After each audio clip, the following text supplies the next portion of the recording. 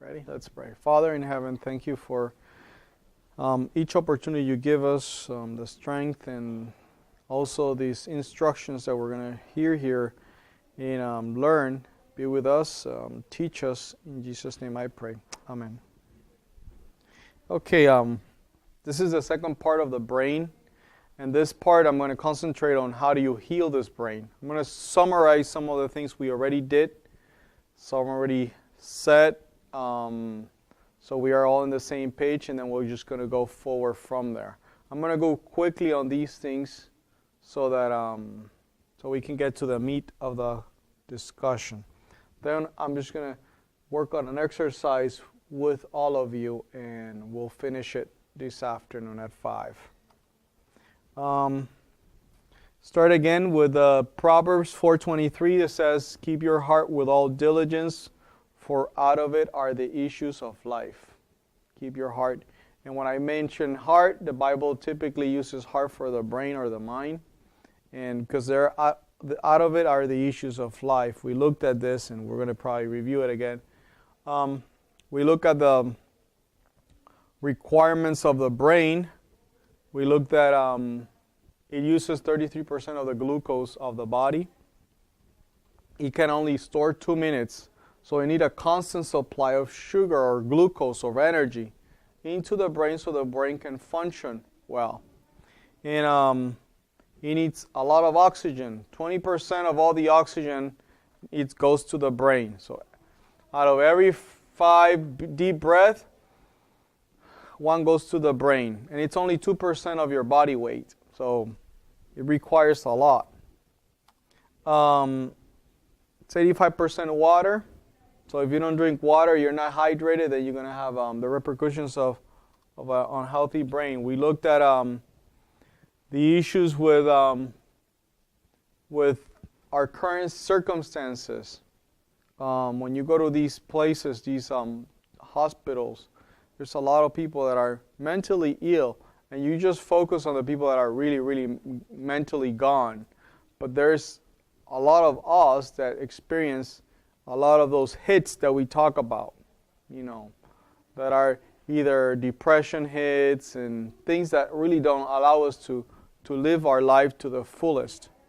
And I mentioned that we believe that one of the major causes of this is how your body manages sugar. And that we saw in this graph that says, you have to have your glucose levels in fasting from 60 to 100 milligrams per deciliter. So that's kind of what it should be, where your body likes it to be. Down below here is where the brain really cannot function effectively because it doesn't have the sugar it needs, the energy it needs to provide, a good working brain. So, and up here, it causes a lot of problems in your body that the release of different hormones, or especially insulin, will come down and level things to a point that the brain can work and the body can work.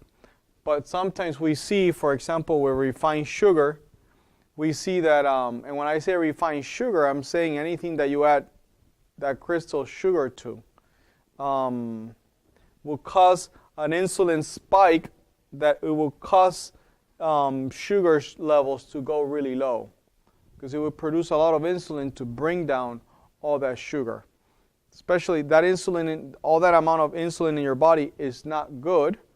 I mentioned that it causes different issues with your arterial system. It hardens your arteries. It also has problems with the way that you get different nutrients into the brain to produce different neurotransmitters that allow you to feel, relax or drive you, motivate you to do different things. We have we looked at the grains, the cereal grains. When I say cereal grains, I'm talking about rice, I'm talking about corn, I'm talking about oats, I'm talking about wheat. These cereals or grains, they have something called starches, and these starches unfortunately have been modified into a way where they used to be non-digestible for the most part, where you could eat a starch, you would get some energy out of it, but you would eliminate most of it intact. But nowadays, all of the ones that we have today, they have been changed so that the structures are not as tight, so you get all the energy out of them. As soon as you digest them, the digestion starts for the starches right here in the mouth. There's your salivary glands produce something called amylase, which is an enzyme to digest these starches. So you get initially, as soon as you get them into your mouth, you get an initial boost of energy. And it says a boost of energy that is coming. So the brain gets lots of sugar is coming because these starches are structures of sugar, and a lot of really, really tight structures of sugar. So they actually create a higher spike than refined sugar sometimes. And the insulin response is higher. It just really, brings your sugar levels low. And we talked about it. I want to add that the russet potato, the potato that it's a big white potato, also have that property too. Okay, so the big russet Idaho potato, that it's I think Idaho. It's a big potato, the big one. Baker. Yeah, the baking potato. It's been changed to have that same property.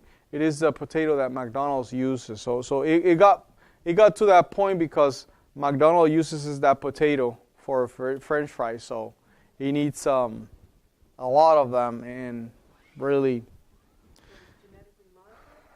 No, I'm just saying it's hybrid, and yeah, but the starches of that potato really create a really high spike. So I would recommend the other potatoes, the red potato, the yellow potato, the golden potato. Those other potatoes are much better. Caffeine also produces the same thing, but not in the same way. Not because of sugar spikes, but it's a sugar spike, but the problem with caffeine is that even though it's very popular today for cleansing the liver, you see a lot of people promoting either coffee or promoting black tea or green tea or these caffeinated drinks. They might have good properties in them, the plant itself, but the caffeine part, like chocolate, has the same problem. The caffeine part of it creates stress response in the body.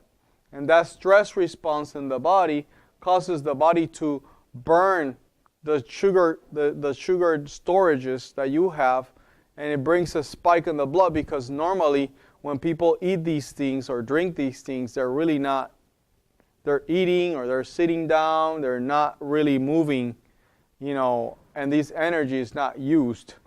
And again, it's artificial energy because it's not really causing any energy spike. It's just over activating your nervous system.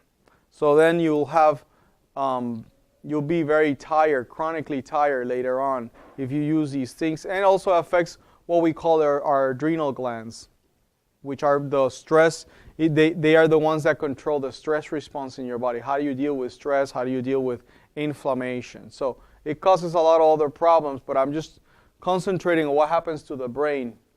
You get really low after that. You're tired. You're more tired.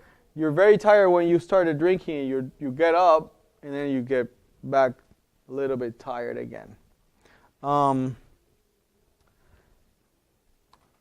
Then I told you that I saw that the salad, vegetables with the fiber, even though they have a lot of carbohydrates, the fiber makes it very even. So a person that eats, these salads, they have a longer time where the release of energy is very even. So the brain loves that, because the brain it's not, it's getting the energy supplies it needs. So the person should be more alert. The brain should be working at an optimal position. And one of the functions that we were focused on was on the frontal lobe functions, which is what determines your judgment calls, your willpower. It determines your intellect and also your reasoning capabilities. And I said that in a social world that we have a lot of people sitting down here and they don't know it.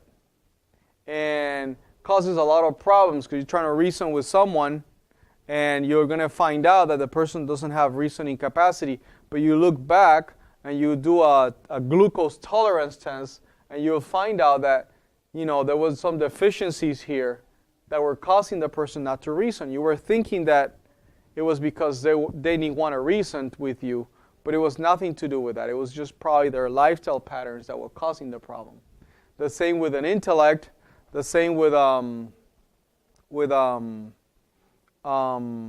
judgment.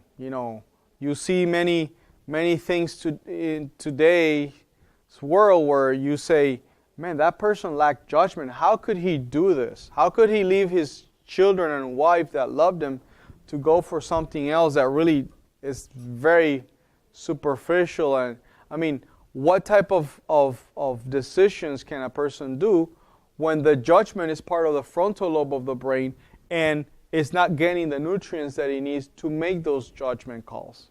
See? So these things, we need to put it into perspective and look that there is a link between these lifestyle patterns and how our brain works. You have some limitations, and you have to make sure that you work around those limitations. A plant won't grow without water. It just doesn't happen. You have to put water. So if you limit the intake of water, the plant is not going to grow. So it's the same thing. If you limit the intake of sugar or glucose into the brain will not function as it needs to function. Okay? I have found out, and I've been looking into this more. It's not, an official research, but I find out that when parents don't understand these things, they have children and they see that children around the ages of 5 to probably 8 or 9, they see children with hypoglycemia problems where if they don't eat at a certain time, they get really pale and shaky and cold. Well, I'm seeing that when you see these patterns of hypoglycemia in these children at age around 16 to 19, the child under pressure, they go to school, they could even go into med school or go into, a good career, and all of a sudden the pressures just break them down and they just lose connectivity with the world. The frontal lobe disconnects completely. And now they've been diagnosed with bipolar disease and all these other problems, but it started way, way back, and the parents didn't know. And didn't, what they did? Just give him candy, and that child is always looking for candy, looking for candy. And at the end of the time, when they get to that time where it's almost 17 to 19, they just disconnect from the world, completely disconnected. And what's going on? Well, there's some patterns there that if we understand what they are, we could probably, impact the lives of our family members. Now, that reason that I'm talking is one of the reasons that God created 6 hormones to increase the glucose in the blood. And we looked at them. 6 of them bring the glucose up. God needs, you see, I just gave you half of the picture when I gave you this part here, because the body will try to avoid this, and it compensates that with these 6 hormones. These 6 hormones are, once you have that lifestyle where things go down, glucose go down, these hormones come and pick it up and bring things up, okay? So they're doing this work all the time, but there's going to be a time when they just can't do it anymore. They're just too tired to continue. So now, one only lowers it, which is insulin, and we talk about it. So only one to control high sugar in your blood, but 6 to control low sugar in your blood. Okay? Now let's continue. This is what I think it's affecting is sugar management. But there are other factors like oxygen, lack of exercise. I mean, you see a person that typically has problems with anxiety or have problems with depression, they typically don't want to move. They don't want to exercise. They're the enemies of exercise. And one of the things that could fix the problem is the movement of exercise, because it brings more oxygen into the blood. That's why that wheatgrass juice is so effective against things like depression, because it oxygenates your blood in a big way. And these green juices too. Now, lack of oxygen is a big problem in our society also, because, it is caused by sugar imbalances. These sugar imbalances causes lack of oxygen, creates a response of stress. So does blood sugar disorders. When your sugar is too low, people say, oh, I have a low blood sugar, and they're so proud of it. Well, if your heart is not pumping strong enough to bring oxygen into your brain, you're gonna start facing what is called brain deterioration. And when your brain deteriorates, you're gonna see these weird patterns in your behavior, that you say, why am I doing this? I'm losing my memory, or I'm not balanced enough anymore, or what's going on? Well, these things happen because you're not getting enough oxygen. You're deteriorating. How long can you last without air? Like 3 minutes before start causing brain damage. So this is the most important nutrient that you need is air, oxygen. High blood pressure the same way. Problems with high blood pressure, the heart is working so hard because it really cannot push all the oxygen he needs to the places that he needs. Anemia is a problem. Your capillaries are the last road before these red blood cells come in and deliver oxygen into the cell. Sometimes these red blood cells are so small, and the way to do it, they have to touch the walls of the capillary, but they're so small, they're lacking oxygen in them. They go through without touching the walls, and they're never able to deliver any oxygen in them. So anemia, it's a problem. And these are lifestyle problems, you see. These are not anything that you could say, I cannot avoid it. It's just avoidable. Stress also causes a lack of oxygen into the brain. Now, another reason, so I gave you 2 reasons, sugar management, oxygen. The other reason that I'm going to give you, it's stimulation. You could have some stimuli in your life that can cause problems that the brain deteriorates. Some of you have faced trauma in your life, and that changes the way the brain works, and that's one thing. Also, the typical patterns that you have every day. We have today in our society what I call monomaniacs. I used to be a monomaniac. I used to be working in front of a computer all day, and I would sit all day and just work in that computer. I got home, and I didn't do much things with my hands. See, I didn't change anything. I used to just call somebody up, can you come and change it for me? Never even try to even look into see if I could do it. Now, my background is engineering. I should be able to manage these things, right? But I just didn't care. I just called someone. I had the money to do it. Just call someone that was an expert and call it a day. Well, what I was creating is what we call a lack of stimulation in the brain. So whatever you don't lose in their brain, it dies. I'm going to show you. I'm going to write on the wall, on the board. I wasn't going to, but I think I am going to now. You have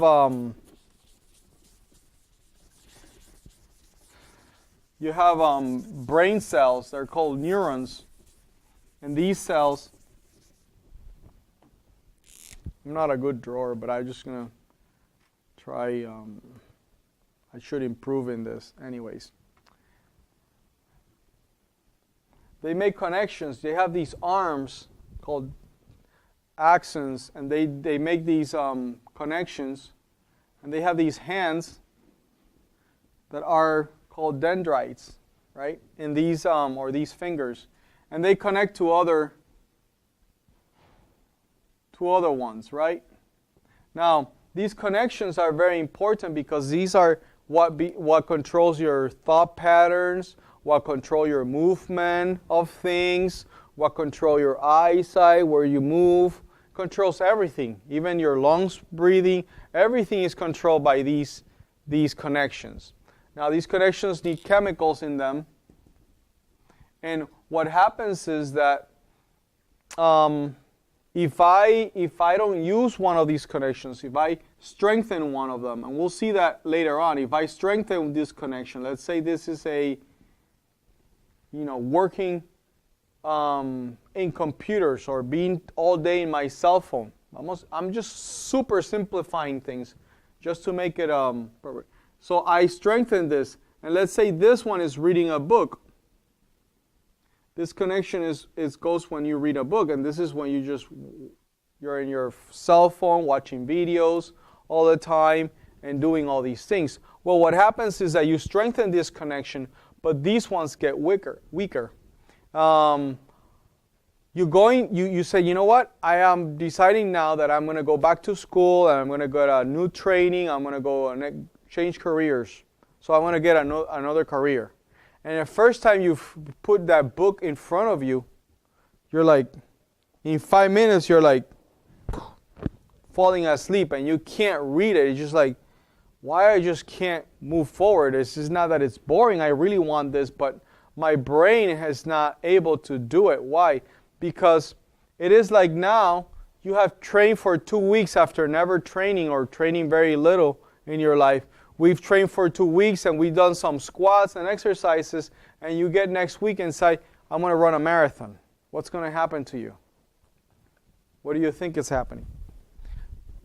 You're not going to be able to, and if you just go 10 miles, you're going to be so sore you won't be able to walk for days. You see, the problem is if you don't use these things frequently, you're going to start losing them. The same happens with every single stimulation. If you're not a balanced person, if you always do the same thing and you don't want to grow in your life, you're going to lose the connections. Grandfather wants to see his grandchildren, but he typically goes from, he gets in his car and he doesn't drive more than 10 minutes from the store here to the pharmacy here, there, right? Now, he wants to visit his grandchildren, and they're 5 hours away. So he says to his wife, let's go visit our grandchildren. So they drive for 5 hours. At the time he gets there to see his grandchildren, he's so tired, so tired that he spends like a couple days just dozing up and sleeping. And he even gets sick after he gets there. Why? Because he's not used to that. His brain is not used to that exposure. What you don't use, you will lose. And this is very true. And we're going to repeat this because it happens many, many times. The best way to stimulate your brain is to learn another language, a new language. It is the best way to stimulate your brain. Or learn a musical instrument. Challenge yourself every day. Don't stay sitting every day doing the same thing and the same thing.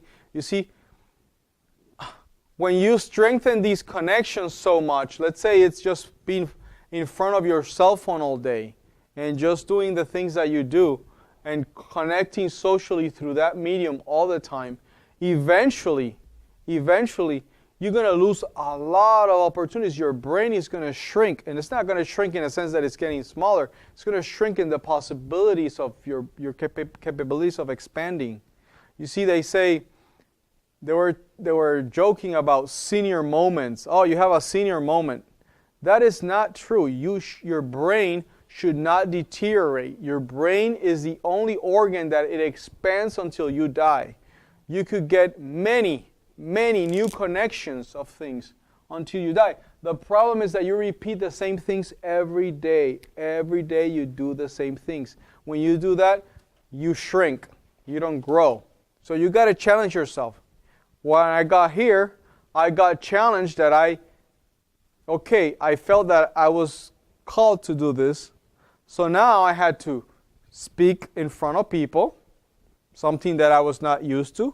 I had to go, somebody's bathroom overflooded or was not working. I had forced to go in and try to fix that problem. This heater here was not working. I had to figure out, and my mind was branching out. You see, at the beginning, I only wanted to stay on the computer side of things. But then I had to branch out and start doing other things. And your brain does expand. Yes, make a fear, play a guitar. I never played any instrument, so now I have to learn how to some chords, and it's not very proficient, but at least, you start practicing and getting, you gotta expand. Your brain has to expand beyond your traditional things. If you only listen to one thing, that's all you're gonna become. You have to expand. You have to do something different every day. Challenge yourself. Okay? So stimulation is very, very important, and it will deteriorate your brain if you don't stimulate your brain. Now, remember, brain deterioration is really, really bad for you. And the reason is that just vagus nerve, look at all the components it touches. Look at all the parts of the body it touches. So if you start having brain deterioration, you will surely have internal organ problems in your body. You're going to have problems, okay? Not just your brain capabilities, but other organs in your body. Other reasons people get sick is chemical exposure, drugs. You can see how someone would sell their bodies just for drugs. It does changes the way your brain works. Mold also changes your brain. Here's a healthy brain. Look at all the connections. And here's a brain under mold. It changes the way your brain is structured. Other factors are excess of food, overeating. The toxicity that comes from overeating causes this problem. Pain. People that suffer for a lot of pain for a lot of time, their brains changes, and it is like clay. The brain is like clay. It's go changing and restructure itself according to the stimuli it gets. Gets stimuli from within and from outside. So pain, there's people that have been in war, in battle, and they lose an arm, and years later they have pain in their hands. You see, the brain completely changes. So people with pain, their threshold of pain goes really low. So something that really wasn't painful a while back, because the threshold of pain was not there, now because they have suffered pain for so long, just a little thing like this would cause an incredible amount of pain. So the brain does changes in those factors. So other factors that poison our brain, and this is where I want to make a focus on, because this is the most important part of probably the whole lecture right here, because the way it changes the brain is just incredible. And once we know this and understand it, we can probably start the process of changing. The factor that poisons our brain is negative thoughts. Now, who doesn't have negative thoughts? We all have negative thoughts. Well, all these thoughts, even the words that I'm speaking here, you're thinking through them, it's causing a thought pattern. It's actually, there's chemical reactions, there are electrical impulses, there's things changing in your brain at this moment. Okay? The brain has something called neuroplasticity, meaning that it just can change according to the stimuli or circumstances that it's facing. So negative thoughts have a unique way of changing the brain. The Bible is not foreign to this idea, and it explains that. It says, for as the thought of his heart are, so is he. We looked at that this morning, Proverbs 23:7. Now, this is so true. we tend to have a lot of negative thoughts in our brain, lots of it. Everything that comes, we analyze it, and it goes through these channels. Now, let me show you what a negative thought pattern can do in a brain of a person. Here's a healthy brain. You see all these green. These are connections that are happening, things that are going live in your brain. So these things are it's a healthy brain. There's healthy thought patterns, healthy functioning of all the parts of your body and brain. Now, a negative thought pattern, look what it does to the brain. Look at the green connections. It actually dims it out. How is this possible?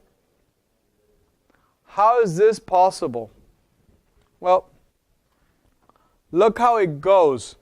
This is looks like a tree. This is a tree of healthy connections of a healthy brain, positively thinking. But when the person have a pattern of negative thoughts, here's what they start facing. They start seeing all these connections starting to die. How is that? How did that happen?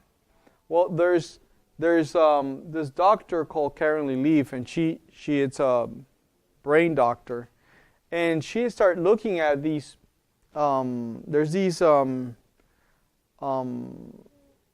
new devices that you can have in your brain and can scope out and see how these connections flow. And it looks like these negative thoughts form a pattern of spines right here. Like spine, I probably can use a different color to make it more visible to you. Or just do it here. It creates these spines in this area. So,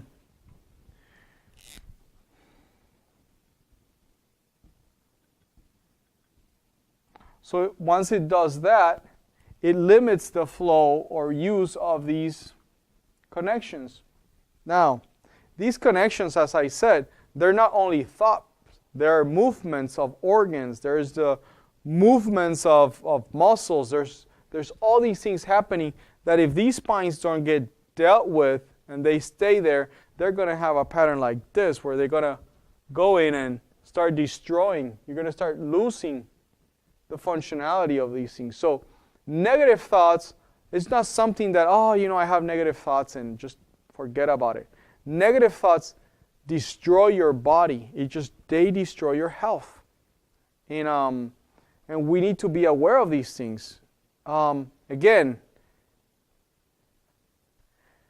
it is a sensitive thing because we have experienced things that have made us sour, okay?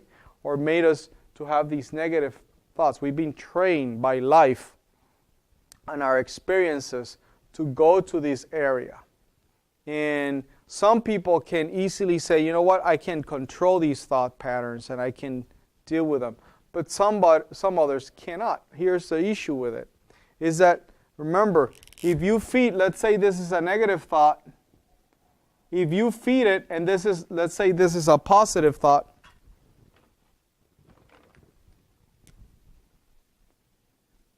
let me just put it in blue so that you can see. So this is a positive thought, and the black one, it's a negative thought. Every time you go to the same stimuli, and you have the same pattern of thought because of the same stimuli, this path will get stronger and stronger and stronger and stronger. Okay? So now, I have a stimuli coming to me. It could be two people just talking very low, when I'm coming by. And that's a stimuli. It's a response that I have to take about the circumstances that I'm seeing, that I'm facing. Well, if I always have negative thought patterns, when I see a stimuli, I'm going to run into this path that it's least resistance. I'm going to go through this path all the time. So it will be really hard for me to go to a positive pattern here and say, well, they're good friends, you know. They're planning my birthday, or a positive pattern. They're doing this. My pattern will be, oh, these people, look how much I've done for them, and look how they treat me. You see what the difference is? It is easy to go here if you have used the path for a long, long time. So the issue again is that it will destroy your health. There's no question about it. You have something called glial cells. And these glial cells, one of the things they do, if they see that this hasn't been used, what they do, they start cleaning up these spines here. But if they don't see that if they see that there's use in this path, then they'll just leave it. Okay? So negative thoughts actually destroy your brain. And this graph is explaining what I just put in the board. You have new neurons getting created by a process called neurogenesis. And this process, you have to have a healthy diet to begin with, and you have to have some movements. You need to move. You have to have exercise. Another way of creating neurogenesis is using the sauna. Sauna has been researched, and it actually has this process of neurogenesis.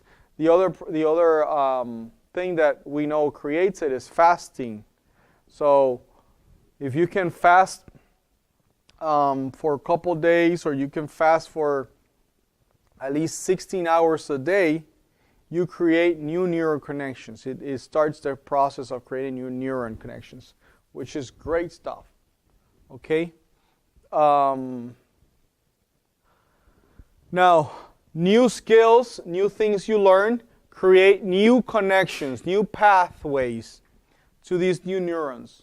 So you create a new neuron by having a healthy lifestyle, exercising, fasting, and using the sauna and these things. But now these neurons need connections. Well, these connections, you can create them by creating new skills, learning something new, learn a new language, learn how to play an instrument, learn something that you didn't know how to do before. If you're good with a kitchen, go be good with a car. Go to learn how to change an oil of the car. If you know how to change the oil of the car, learn how to cook a recipe. Things that challenge you out of your comfort zone, and learn new things. Now, these pathways or these synapses are strengthened by use. And if these connections that are not used, they become very weak, and you're never going to pass through them. Emotions, behavior, experiences, and thought physically challenge the way your brain functions. Now, things that affect neuroplasticity, traumatic events. We talked about those: stress, learning, exercise, meditation, paying attention, focusing on something, new experiences, diet, and our emotions. See, what we feed, if I feed and nurture a negative and toxic thought, we cultivate a toxic forest in our brains that will poison our bodies, minds, emotions, and relationships. The brain adapts and learns by rewiring. So the brain is always changing. Right now it's changing right now. And there's neural pathways that are changing as I speak. And it will change our behavior, it will change our thought patterns, and also the way we're portrayed ourselves. So every time we think, feel, or do something, we strengthen this pathway. Habits are well-traveled path. Our brain finds these things easy to do. Now, they said that if you have a habit, in order to change that habit, not to do it, just stop doing it, it takes 5 years. Yes, you thought it was easy. No, once you develop a habit, if it's a bad habit, it takes 5 years. It's like, oh my goodness, 5 years. Not to get rid of. To get completely rid is 10 years. To really get to a point where you don't do that habit, it takes 5 years. Now, what you can do, 5 years to get rid of, 5 years to not practice a habit, 10 years to really, it's like it was never there, okay? Like a bad habit. Bad smoking or whatever habit, right? Now, what you can do is you can create new connections. Now, a new habit can form in 21 days, around 21 to 23 days. So if you create a new habit, then you're going to weaken that old bad habit. Okay? So you have to create a new habit. And this is kind of effective. There was this psychologist professor that had this student that said, every time I go to the kitchen to get some water, I end up eating the whole fridge. And I just can't, I can't even get to the kitchen without, to drink water. What's going on? So she said, well, what do we do? Why don't you just do this for me? Measure the time that it takes you to go to the kitchen, get the water, pour the water in, go to your room and drink the water. Just measure that time and just put it in this log. And then just feed me that information midweek and then feed me the information at the end of the week. So now he was, going to the kitchen, picking the glass, and he had a timer that he was using. And he was using the timer to go get the glass. He would pour it out. He would get back, and he would write it down. And he did this pattern. And the midday, she says, how long is it taking you? Well, today it took me this time. Okay. By the end of the week, she asked him, so how many times you went and ate the whole fridge every time you went to drink water? He says, you know what? I didn't realize I never ate anything, just pick up my water. And he says, I wonder why. And basically it was a distraction mechanism, right? Your brain was distracted to a different pathway because he was concentrating in what? On the task that he needed to do. So he was focused on something and the brain was focused on this. So the other pattern, the behavior, it doesn't mean that he fixed the problem. It's just giving you an example how, distraction works. And I say when you have a negative thought and you understand that you're a negative thought person, you have this negative thought pattern and you typically go negatively every time you have any stimuli in you. This person look at me bad, or this person is saying these wrong things of me, or they, all these things. They didn't say hi to me today, or, because we get into these habits, right? I came into the room and I was like invisible to this person. And we start looking at these things and we start facing these things and we're like, well, you know what? I have a negative thought pattern. Maybe I need to address it because not that I want to change my negative thought pattern only, is that it's going to destroy my health. And when I understand that it's destroying my health, I need to deal with it. So maybe how do I address it? Distraction is a good way. Okay? You can have that thought come and make a distraction argument in your mind that you say, okay, I got that negative thought, let me distract it some other way. Or you could do the following. You could do use sympathy method. Well, sympathy is like, somebody says something and it was rude. Like, why are you drinking that, Mary? And she's like, a negative thought would come. Why is he so rude with me, right? Why is he so rude? A sympathy method would be, wow, he's really having a bad day today. Maybe something happened with his children. Maybe, I can't see why he has that. Now, it's in your mind. It's not a true reality, but you're using this mechanism to better your health, right? So now once you go into that person's and you put sympathy on it, the negative thought pattern is distracted. What you want to do is move from here to somewhere else. That's what you're trying to do. And you have to train your brain intentionally in order to do these things. Other way is to be more analytical. You see, all these things come to the emotional side of your brain, and in the emotional side, they take over. Emotional side will take over to try to protect you from something that is not there. So why don't we bring them to the frontal lobe? Why don't we bring these things to the frontal lobe and say, okay, wait a second. Is it true what that person is saying of me? Is it true that I am this way, or that I should feel this way? Is there reason in it? So basically now you're moving this emotion, which is controlling this negative thought pattern, and bringing it to a place where you can manage it better, which is your frontal lobe. That's why you have to have good nutrition to do this, because if you don't have good nutrition, you cannot effectively do this. So now your frontal lobe starts thinking, okay, wait a second. Is it going to hurt me? Is it true what's being said? Do I not? No, that's not true. I'm not that way. I wasn't even thinking that way. Okay, now I direct that thought to another location. You see? So these are some techniques, but God has to transform your heart at the end of the day. But these are some techniques that you can use to not let negative thoughts destroy your life. Because they will destroy your life. If you have negative thoughts, they will destroy your life. Okay, there's no question about it. See, a new thought start carving out a new path. It's like, imagine you're going through a field, and there's a path there already carved out. It's easy to walk in it.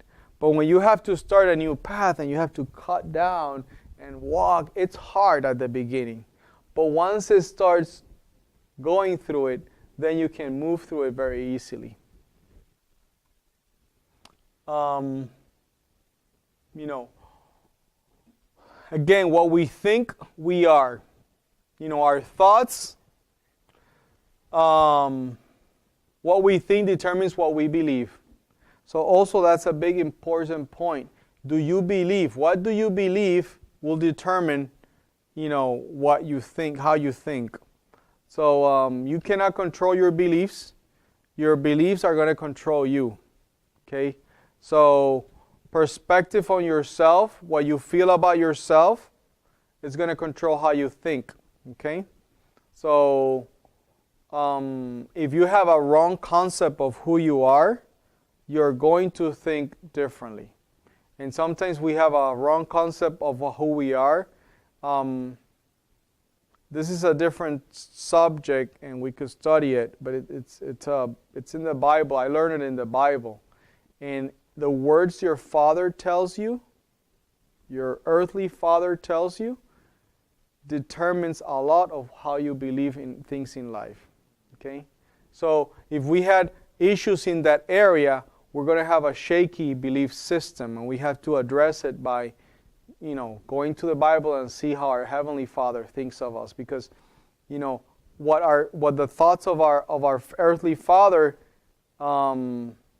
think of us are going to give us a belief system of ourselves. Okay, that's a different subject, but it's very rooted in that. So imagine, it's tough. It's tough because not everyone has had a good father, okay? And now we're seeing the results in our lives, and what we believe determines how we think, and our beliefs are also going to impact our feelings.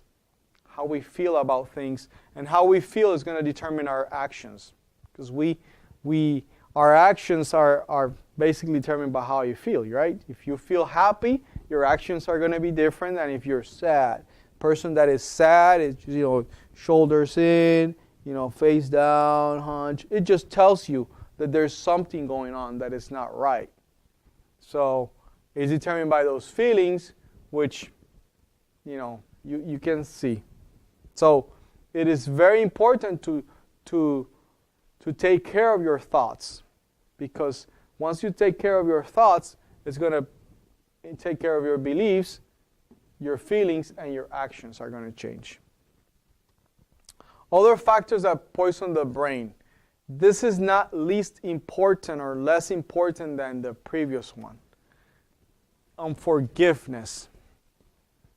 And if anything that I have seen here that has been as effective as this, if forgiveness is one of them. Forgiveness, I think, is the most effective tool that we have in our hands. And I have seen miracles in this place just with this process. I had a lady once that she was very sick. She was so sick that she wasn't able to do anything of the program. We had a 21-day program at that time, and for 18 days, she was asleep and not be able to. I mean, the salad, it would take her 2 hours just to look at the salad until I tell her, just throw it away. Just, can I just eat 2 apples or 3 apples? And that's all that person did. Was able to do the cleanse, but drinking juice at the end, day 20, she was able to drink just this amount of juice. And it was apple juice with a little bit of celery. That's all she could manage to drink. So there's nothing she was able to do. Nothing. Day 18, I'm giving this class.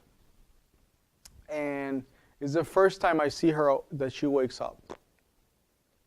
Every time, everywhere. The only time she woke up. And I was like, wow. So welcome. Day 18, welcome. And we talked about forgiveness. Now, the Bible is like, there's millions of places. I'm exaggerating, but there's hundreds of places where forgiveness is. It says, and forgiving each other, if any man have a complaint against any, even as the Lord forgave you, also do ye. And the Bible is full of forgiveness. And you know what she did? She left with this class, and I said, lady, you have to come back again. You're really sick. You can't really go on in life. I mean, you are more time off work than at work. You're not, She says, she was really happy about the program. And she says, yeah, I'll try to come back again and stuff. 2 weeks later, I was like, this is one person I don't have a lot of expectations. Her problem was lupus, okay? So whoever doesn't know what that is, just search it. It's not a very easy thing to deal with. Actually, you're just most miserable person in the world, you feel. 2 weeks later, she calls and she says, hey, could you pray for me? I'm gonna forgive my parents. My parents. This is something I need to do. And, okay, sure. Can you pray for me the next week? I need to forgive this person. Sure. Can you pray for me? I'm going to forgive this person. And lupus gone. She wasn't able to do anything.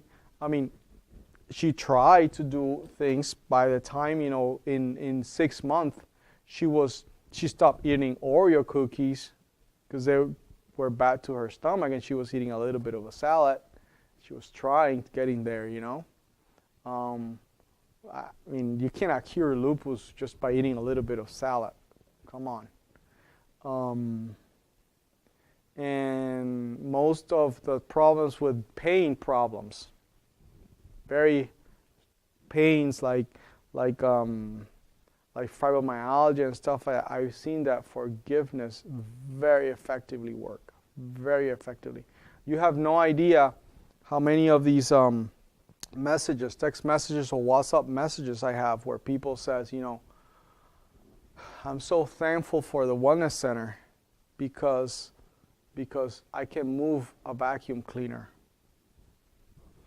I was like, vacuum cleaner, what does that mean?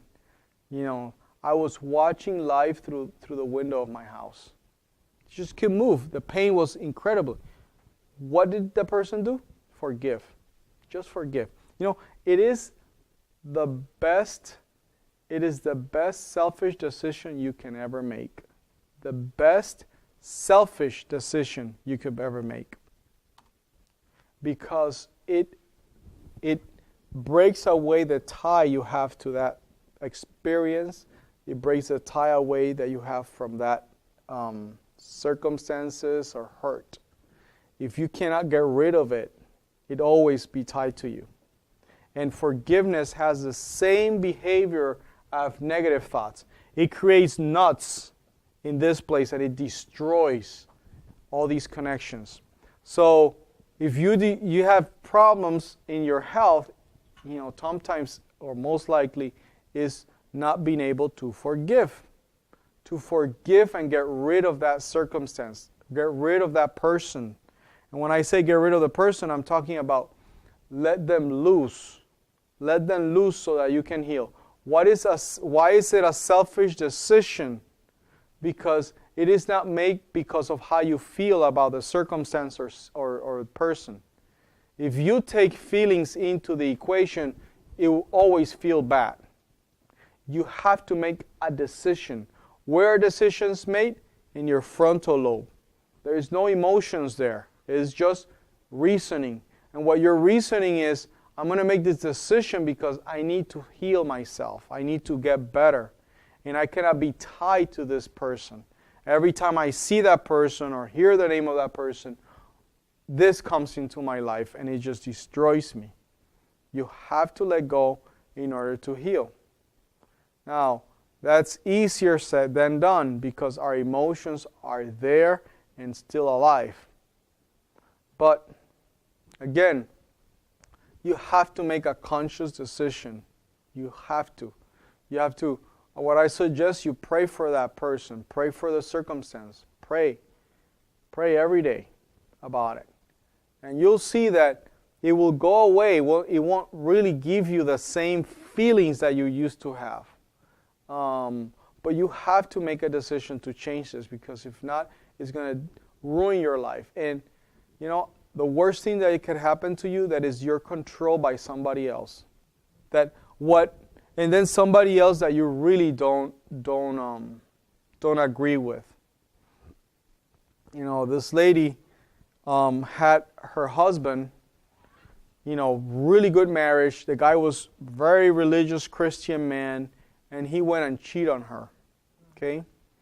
And, you know, then he was sorry. You know, sorry about the whole deal, and, you know, I shouldn't have done that. He went and talked to the minister of their congregation. You know, the minister talked to her, you know what, forgive him and stuff. And, well, you know, somehow they got back together. And then he went back and did it again. Okay? And then he was sorry again. Oh, you know, what did she do? You know, she was sour about the situation, big time. Really bad, felt really bad. But somebody gave her a advice. It says, you can forgive this man. You're in your right to forgive him. Actually, you should forgive him. But there is no place that says that you need to trust him. So don't get back to him with him because he's not trustworthy. Now, that is totally different than forgiving. You can forgive someone. You just don't have to deal with them in a personal circumstances because you don't trust that person, and that's perfectly fine. Forgiveness is not say, okay, I'm going to put my trust on somebody that is not trustworthy. Okay, that's not what it means. It is to say, you know what, I'm going to release this person from my feelings and my emotions, and I'm going to let them go. And that is a powerful, powerful, powerful tool that if you can use it, you'll see the benefits of it, okay? I took more time on this because I know that there's so much power in this. Lying. Lying also destroys your brain. And your words are very powerful. So if you say something but in your mind you have something else, it actually creates dysfunctions in your brain. and it creates a pattern of depression. I feel for these actors. Many of them face this problem. They have they suffer from a lot of depression, and I think it is because of the lie that they put. They put a life that is not really who they are. They're acting up. It's a career that they chose, but it's you in the back of your mind. You know that you're not that person that you're acting as, and you see them. A lot of them take their lives because they're living a life. And the thing is that nobody is presenting what's going on in the brain of a person that has this pattern of lying when they know exactly that that's not how they should feel. So it will be interesting that somebody will come up and look at the research that it's out there and present it.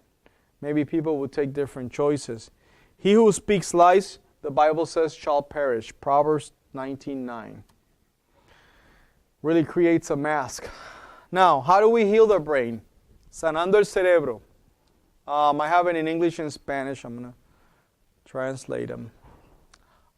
Critical thinking. Critical thinking is very important to heal the brain. I would say read the Bible.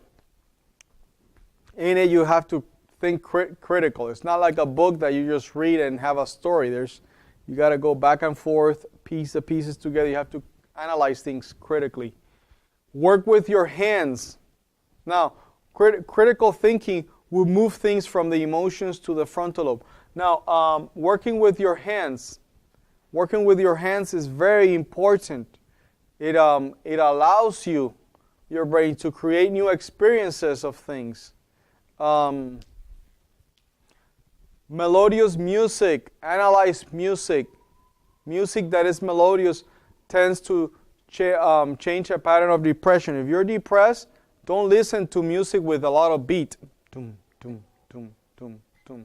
Try to use, there's so much research. If you want the research, let me know. I have a book that is like a whole chapter of all these research about how classical music changes the structure of your brain into putting a lot of flow to the frontal lobe, where if you have depression or mental illnesses, that's where you have lacking of flow. So listen to more classical music, more melodious music, less beat music. Improve the process of intentional thoughts. Now, this is something that we need to look into. And when I say intentional thoughts, what I mean is you have to be intentional. You cannot let things, okay, I feel that I'm going to do this because I feel to do it now. No, you have to take the time and be intentional about doing these things, about positive thinking, about looking at things that are positive for you. Make gratitude exercises a routine, your daily routine. Wake up in the morning, write down why are you grateful, or at night, at the end of the day, why you're grateful. These things are going to change how you feel, change your brain. This is very key. Keep a song in your heart and improve the music you listen to. I already talked about music, but keep a song in your heart. It changes a lot of things. I'm not going to go into all these things because I'm going to go to something else. Hydrate. Drink a lot of fluids. Remember, your brain is full of fluids and it needs it to survive.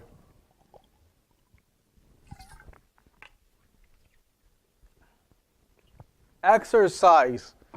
You see, it has been proven that if you exercise, you change your mood.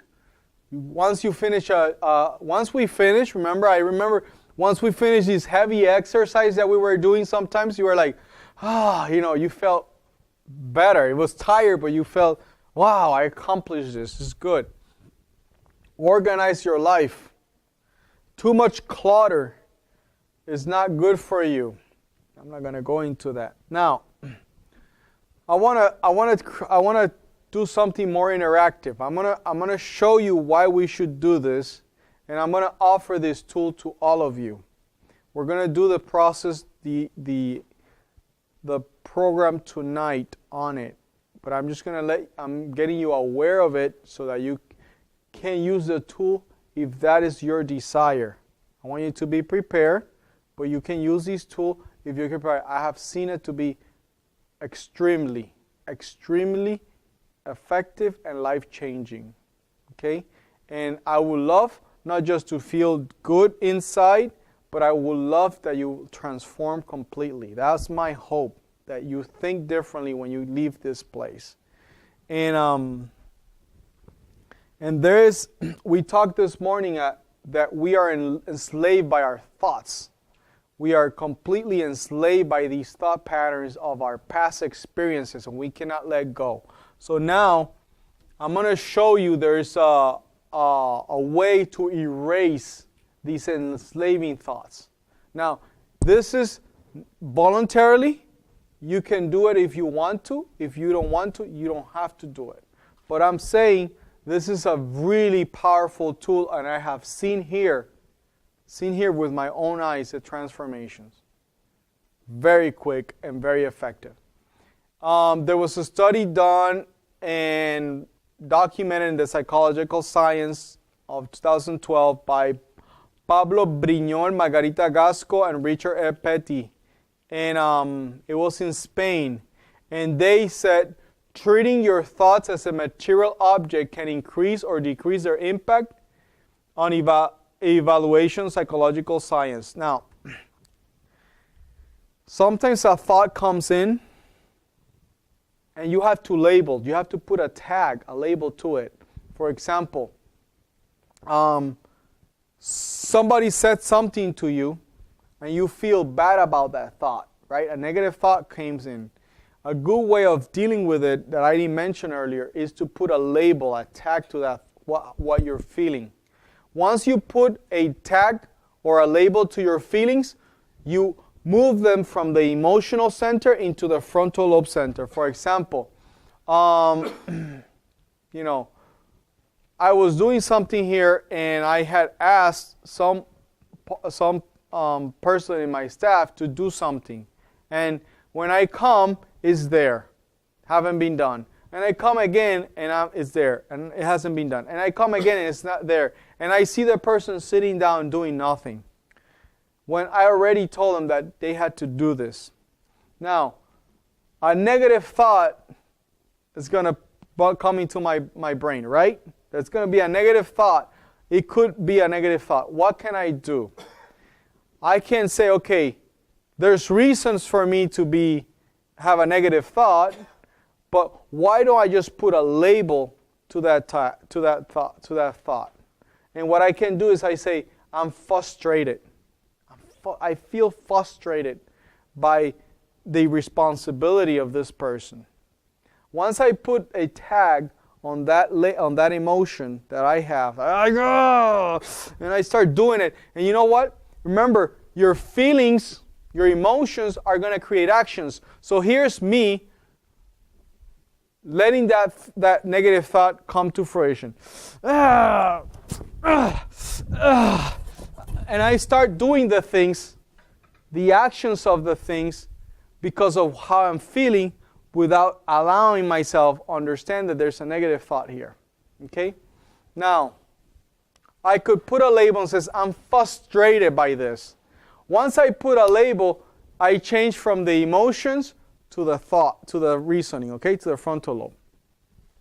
Now, this is the same that we will do with a, thank you. This is the same that we will do with our previous pattern of thoughts that have enslaved us. Here's the first. He says, treating your thoughts as a material object. So your thoughts become something material. However you tag your thoughts as trash or worthy of protection seems to make a difference in how you use these thoughts. So if I take a thought and say, you know what? I have this family member that is being very abusive with me. Very abusive with me. So now I take this thought and I have dealt with it and it has changed the way I do things. And I take this thought and I say, okay, I'm going to put a label to it. I'm going to make it a material object.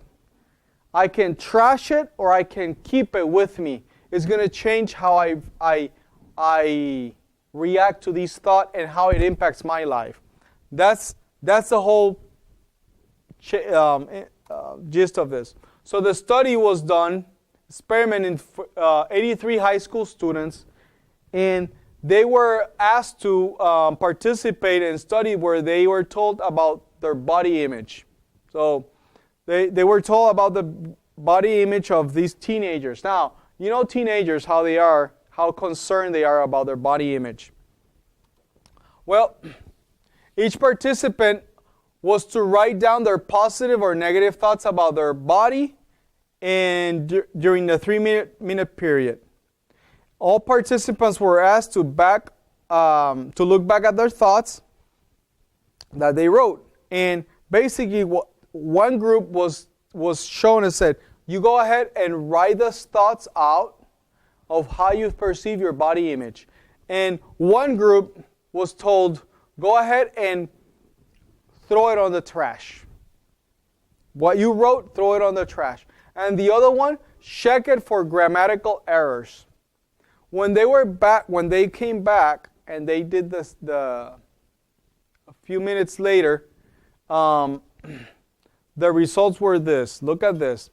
The participants then rated their attitudes about their own bodies on 3 9-point scales. Bad or good, on attractive or attractive, like or dislike. Here's the result. As would be expected, participants who wrote positive thoughts had more positive attitude towards their body a few minutes later than those who wrote negative thoughts. However, here's the kick. However, when they threw their thoughts away, they didn't consider them anymore, whether they were positive or negative. So, by they writing down these things that were positive or negative about themselves, these thoughts, and putting them on paper and writing them and throwing them away, it erased them from them. It's like taking your thoughts and putting them somewhere else, throwing them away. So that's a material object. This was done. This experiment was repeated many times.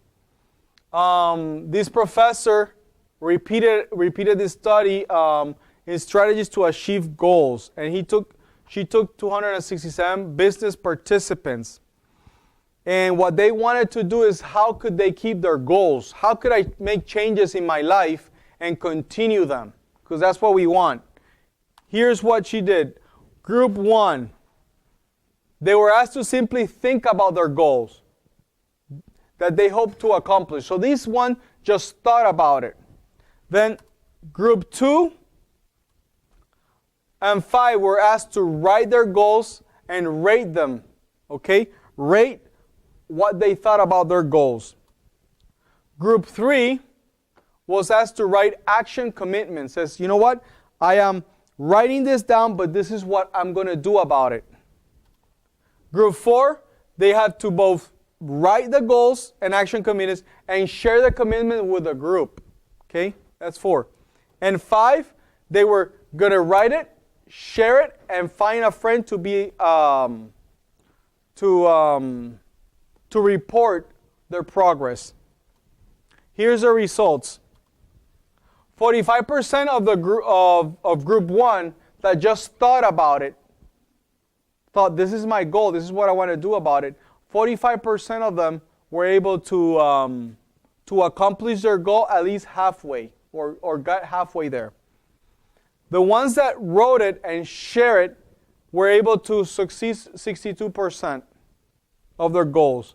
And the ones that write it, share it, and kept an update, they accomplished their goals. 76% accomplished their goal, or were halfway there. It says, my study provides an empirical evidence for the effectivity of the 3 coaching tools: accountability, commitment, and writing down one's goal. In other words, the tool that I'm going to allow you to do is the following. I'm going to give you this piece of paper. And here you're going to take the opportunity to write down what thoughts you think have enslaved you. It could be the thought of an abuse by someone in your life, that you've emotionally been abused, that, put down by this person all the time. and you just write it down. This has enslaved me all my life, and it has changed the way I do things. And then you're going to put down also what you want to do about it. And then what the exercise will do, you're going to take it, you're going to write it down, you're going to take it, and you're going to bring it this afternoon here. We're going to have a bucket here, and you're going to take the opportunity to take it and throw it in that trash bucket. Now, here's what you're going to do. Writing it and taking it has some effectiveness. But the effectiveness to take it out of your life is the following. You go up, you say it, you say, here's what the problem is. You have friends here. Probably you're never going to see us again. But anyways, have friends here. You're going to say, here's what thought has enslaved me. And here's what I'm going to do about it. I'm going to throw it in the trash. I'm going to release it. And I would suggest that you replace it with a good experience, a good thought. I'm going to take over and I'm going to have Christ live in my life. And what we're going to do is, the weather might be able, we're going to take these things and we're going to burn them, okay? We're going to burn them away. Now, maybe you think, I don't want to expose myself, my problems and things in front of a group and stuff like that. Well, the research show that when you do that part of the public part, it has a lot of benefits for you. Now, I don't think anybody here has to judge anyone. I would not want to know your things. It's not what we're doing this. But we're doing this for a tool that we're giving you so you can have a way of getting rid of these things that have enslaved you and not allow you to be the person you need to be. Tonight I'll say some things that I don't want to say them in camera, but I'll say some experiences that have been so powerful on this. Now, here's the deal. The power of public vow and confession. There's higher probability of people staying married when they do public vows in a wedding than they're not. Okay, there's higher probability. If you never got married and you just united with that person and you got married separate in a very secluded place, the probability of you staying married are lower than the person that does it in a wedding where there's a public vows. A recent study, and also the same thing with baptism. People that go to experience of baptism, there is a public vow. They tend to stay longer commitment to their vows with God than those that didn't. There's a recent study by Carlo Di Clemente of the, I missed a space there, but people that are undergoing cognitive therapy found the resolutions were more likely to be kept if they were made in the presence of other people. Now, I'm going to hand this down to each of you, just to give you the tool. You can use it if you want it. It's not forced by anyone, but I would say, So, want to leave you with this, Philippians 4:8. For the rest, my brothers, whatever things are true, whatever things are of honor, whatever things are upright, whatever things are holy, whatever things are beautiful, whatever things are of value, if there's any virtue, if there's any praise, give thought to these things. Just think on positive things and the things that are true. And commit your works upon the Lord, and your thoughts shall be established. And the fruit of the Spirit, patience, kindness, goodness, faithfulness, gentleness, self-control, love, joy, and peace. Okay. Anybody has any questions?